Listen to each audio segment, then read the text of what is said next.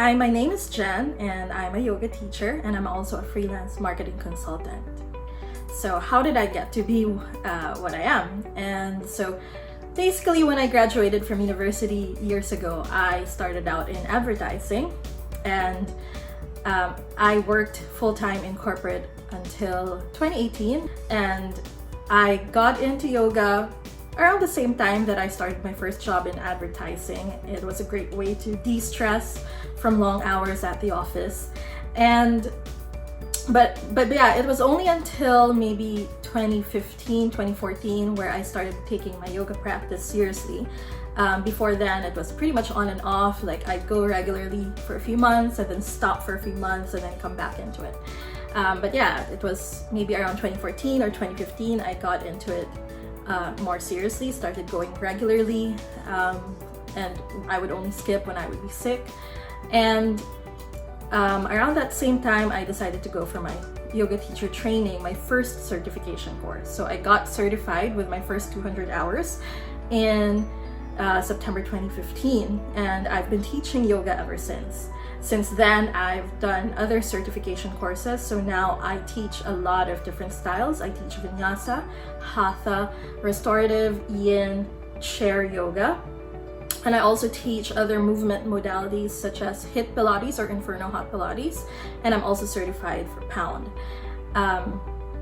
So I've been teaching yoga since 2015. I started out part-time, and after my last job in 2018 working in corporate, I've started working as a yoga teacher pretty much on a full-time basis, and I also do freelance marketing consulting projects on the side. And so with COVID-19, definitely I have felt the impact. Number one, as a yoga teacher, with all gyms and yoga studios closed, then obviously I don't really get paid right now because no classes mean no pay for me. And in terms of my marketing projects, a lot of that has had to be pushed back, postponed, canceled, or scaled back in terms of budget. And so that has definitely also impacted my income in this area. So definitely I feel everyone's pain. I'm going through the same thing. I'm just lucky that I have some savings to fall back on, and I have other resources that I can utilize to help tide me over, but always the question is until when. So that's also the concern that I have.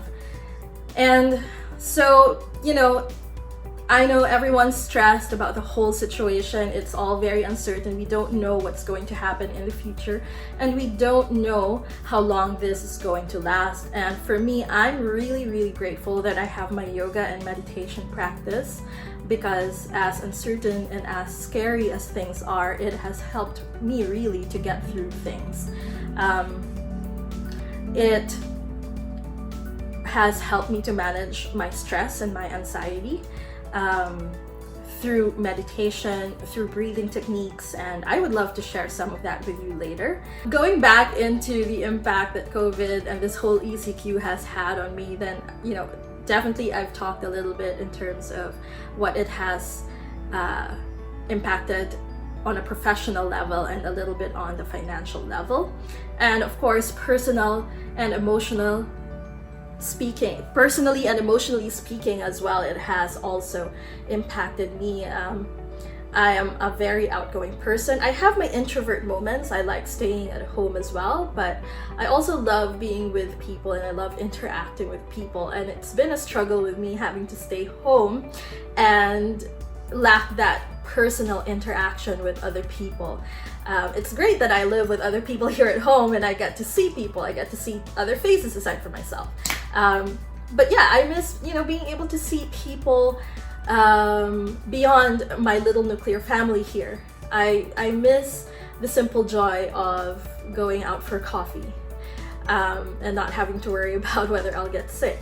And yeah, so these little subtle things about our day-to-day lives is something I truly miss. And again, as I mentioned, yoga and meditation has really helped me to cope with that situation as well. So I would definitely love to share some of that with you in a bit. Okay, so in terms of what I've been doing since the pandemic hit and since the ECQ started, and how I've been coping with the situation.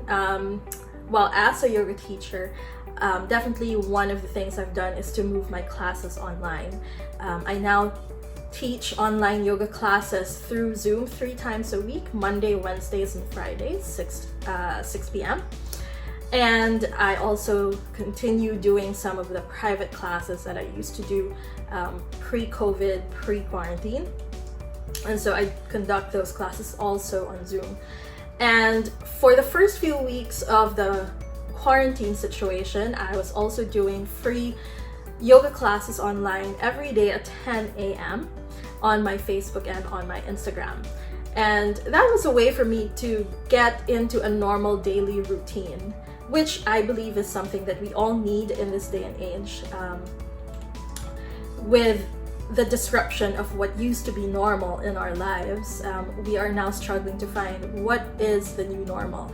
And we need a little bit of routine. So for me, part of my routine has always been yoga and meditation, and teaching 10 a.m. every day for just even 30 minutes or 20 minutes has helped me keep that routine going and has given me this push to get out of bed every day, so to speak, rather than just lie in bed and watch Netflix all day. So yeah, I did do that for several weeks actually. I think that went on for about 6 weeks, until I finally decided, okay, now is the time to think long term.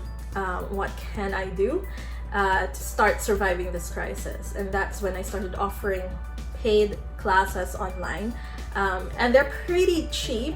I charge 200 pesos per class, and this is definitely cheaper than the usual drop-in rate that you would pay for a yoga class back in the day in a yoga studio or in a gym. And this is my way of course, making sure that I survive this crisis intact, but also still to be able to serve people during this time. Yoga is still something that is important. I believe it, as I mentioned, helps people cope better with anxiety, with stress, with anything and everything that's going on in their lives. And beyond that, I've also been considering taking my yoga teaching into a more business level. The last few years, I've pretty much just considered myself as a yoga teacher teaching classes.